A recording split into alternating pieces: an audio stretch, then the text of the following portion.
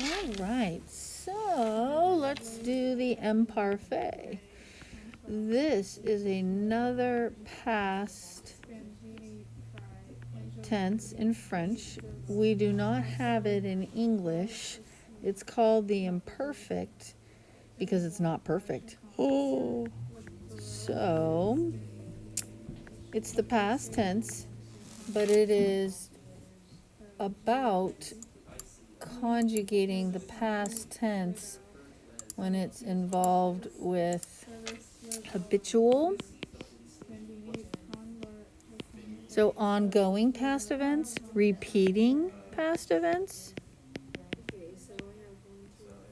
progressive past events, and continuous.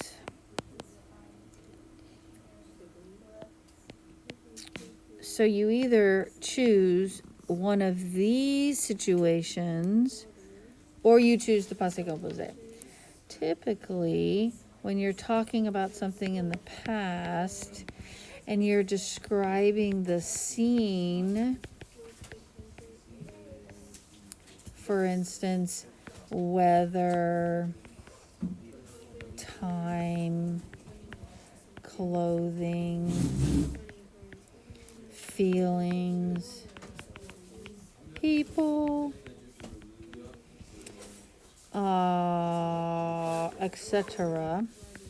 That's going to be a progressive, continuous past.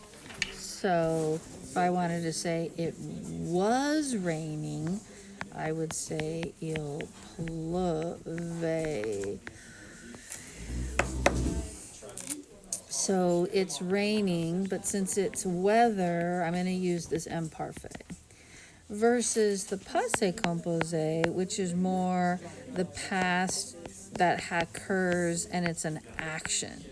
It doesn't really set the scene, but let me give you an example. For instance, if you use a camera, to take a picture, let's see, of the past, then you're going to use the passé composé because it's an event that happened in the past, but it's over. But if you can take a video camera, this is my video camera, it doesn't look like a video camera, then you're going to use the imparfait because it's more continuous or ongoing. So for instance, hier, j'ai mangé une pizza. So something happened yesterday, and in the past tense, I ate a pizza. I'm not still eating the pizza. I ate it and it's over.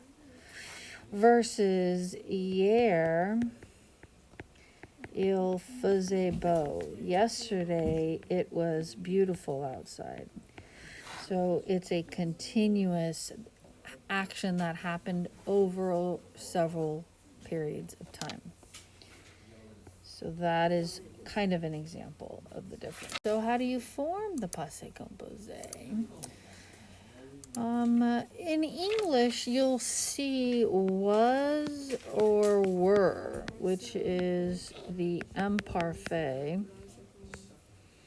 in English. But we see it more as I was eating, I was sleeping, I was taking, they were having.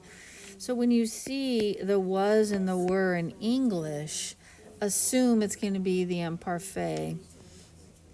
It generally is the good rule that it's the imparfait. So how do you form it?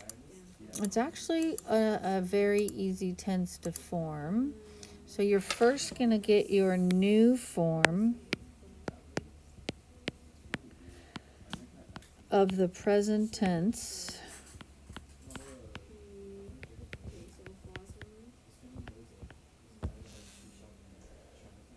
And drop the ONS. And that is going to be your stem. And then you add these endings. AIS, AIS, AIT, IONS, IEZ, AIENT. That is the endings for the past. There's only one exception. Only one exception to that rule. And that is the verb être. And you're simply going to use this stem and then add your endings. So let's take a look at some practice for that. So if I had the verb boire and I needed to find the new form. If you guys are going to congregate together, can you go outside? Nous buvons. Now everybody's going to hear that in my notes. Go outside with your mask undone. Should I take next year? Should I take calculus or senior night? Nous buvons. How did I get the stem B-U-V? I conjugated my verb in the new form. It's an irregular verb, so sometimes you have to look that up.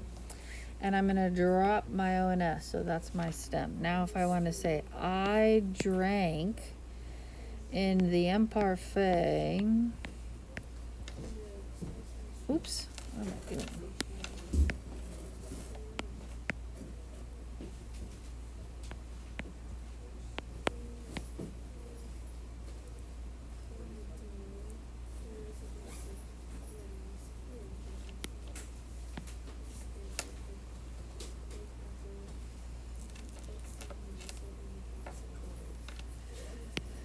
So there's my stem, and I'm going to add my ending, which are, again, AIS, AIS, AIT, IONS, IEZ, AIENT.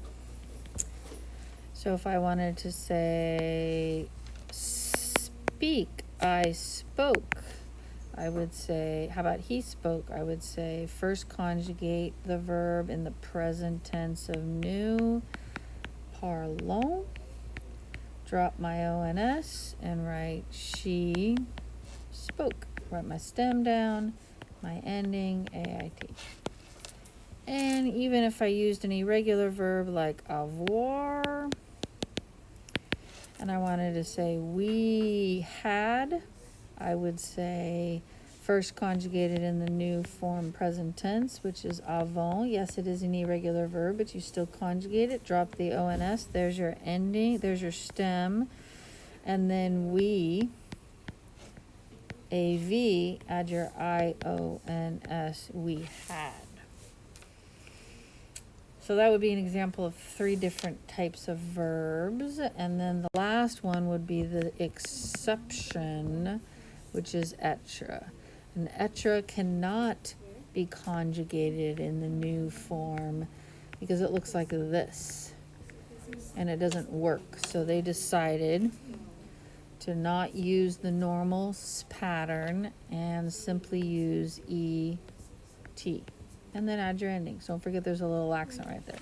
So if I wanted to say she was something, I would say it and then add my endings. Oops. How about she and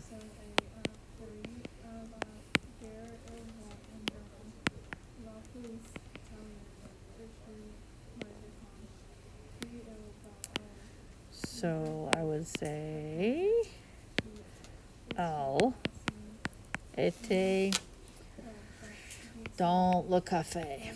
She was in the coffee shop. If I wanted to say we were, and I would write ET, and then my ending étions. And that is the Imparfait.